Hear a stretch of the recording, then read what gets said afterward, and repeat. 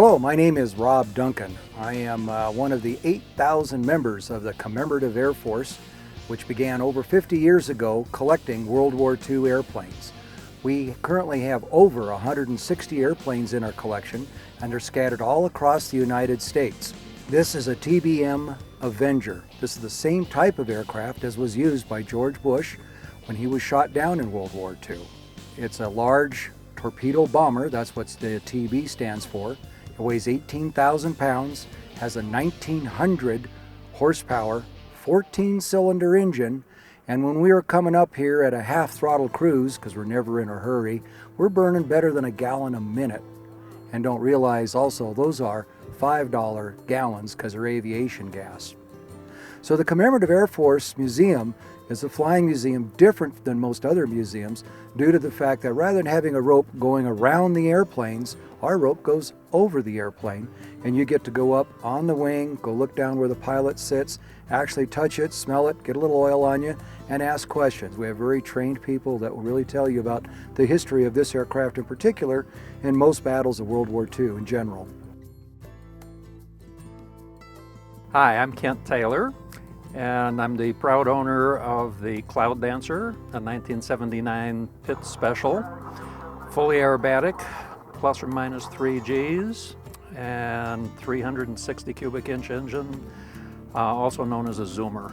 It really goes well.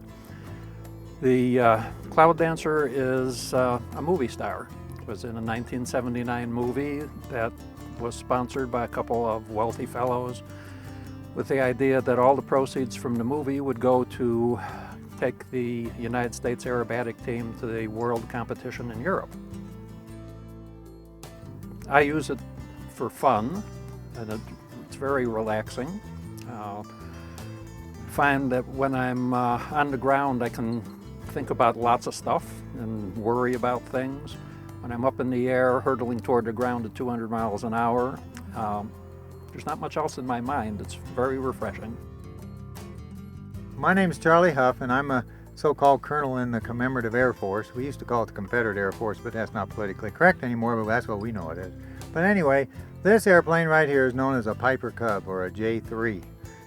They started building them in the late 30s, and all through the World War II, it was the primary trainer for all the Army Air Corps pilots. And they'd go from this into a heavier trainer like a T-6 or an SNJ if they were in the Navy. But in any event, it was a perfect trainer because it's pretty hard to hurt yourself in it, but it showed every error. And so that's what it is, and everybody that's been around aviation for at least as long as I have for sure, they've all heard of Piper Cubs. A relatively inexpensive airplane, only burned 4 gallons of gasoline an hour, and only went for 3 hours, so that wasn't too bad. It had 12 gallons of fuel. One thing about it is it's a very simple airplane. It basically has a stick, one for each seat, so the instructor would sit up front and the student would sit in the back. And of course you couldn't see over the nose sitting in the back.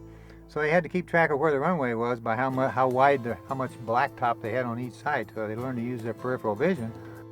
But really, this is very simple. It has only 5 gauges to mount to anything. It had an altimeter, an airspeed, an engine speed, oil pressure, and a compass. I got to show you the most important gauge on the whole airplane, and it's right under the gas cap, and it's called a cork on a stick. When the tail's on the ground like this, the stick was just barely on top of the standpipe, so that meant we had about 3.5 gallons.